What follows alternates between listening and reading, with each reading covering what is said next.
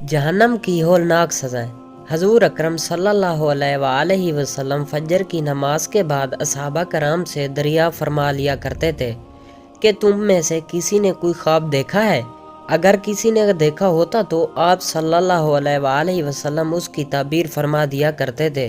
चुनाचा एक मर्तबा जब आप सल्लल्लाहु अलैहि वसल्लम ने सहाबा रज़ी ताला अन्हो से दरिया फरमाया और किसी ने भी ख्वाब का तज़किरा ना किया तो हजूर इक़दास सल्लल्लाहु अलैहि वसल्लम ने इरशाद फरमाया कि आज मैंने एक ख्वाब देखा है कि दो आदमी मेरे पास आए जो मेरा हाथ पकड़कर मुझको एक मुकद्दस सरजमीन की तरफ लेकर चले गए।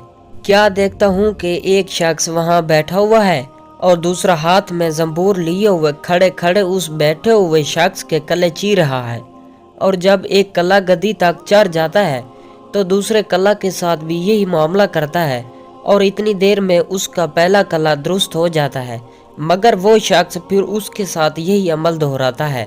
ये देखकर मैंने दरियाफ्त किया आखिर ये क्या बात है। तो वो दोनों कहने लगे आगे चलिए। हम आगे चले तो एक ऐसे शख्स के पास से गुजर हुआ जो लेटा हुआ है और दूसरा शख्स अपने हाथ में एक भारी पत्थर लिए उस लेटे हुए के सर को निहायत बेदर्दी से कुचल रहा है। चुनाचा जब वो शख्स उसके सर पर जोर से पत्थर मारता है तो पत्थर लड़क कर दूसरी जानब चला जाता है और वो शख्स अभी उस पत्थर को लाने भी नहीं पाता कि उसका सर फिर दुरुस्त हो जाता है और फिर वो उसी तरह उसका सर फोड़ता रहता है। ये माजरा देखकर मैंने दरियाफ्त किया कि ये क्या किस्सा है। तो वो आदमी कहने लगे आगे चलिए। जब आगे चलकर हम ऐसे गार पर पहुंचे जो तंदूर की तरह अंदर से कुशादा था और ऊपर से तंग, जिसमें आग दहक रही थी और बहुत से मर्द और औरत उसमें पड़े थे। जब आग के शोले बंद होते थे तो वो सब ऊपर उठते और निकलने के करीब हो जाते, और जब आग नीचे बैठी तो उसके साथ नीचे चले जाते। ये देखकर मैंने मालूम किया कि ये क्या मामला है। तो वो कहने लगे आगे चलिए। आगे चलकर हमने देखा कि एक खून की नहर में एक शख्स खड़ा है और दूसरा शख्स नहर के किनारे पर खड़ा है जिसके सामने बहुत से पत्थर पड़े हैं। जिस वक्त अंदर वाला शख्स नहर के किनारे की तरफ आता और निकलना चाहता तो किनारे वाला शख्स जोर से उसके मुंह पर पत्थर मारता ताकि वो फिर उसी जगह वापस पहुंच जाता, और फिर जब वो दोबारा बाहर निकलने की कोशिश करता तो फिर उसको उसी जगह दोबारा पहुंचा देता। उस हाल को भी मैंने मालूम करना चाहा।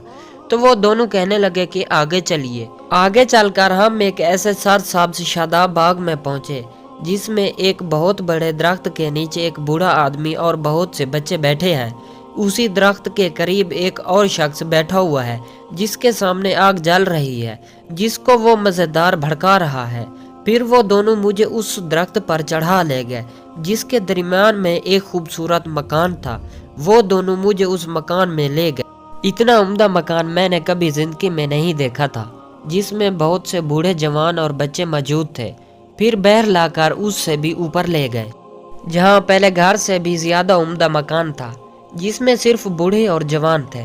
अब मैंने उन दोनों से कहा तमाम रात मुझे लिए फिरते रहे, आखिर इन इसरार के हक़ीक़ से भी तो आगाह करो।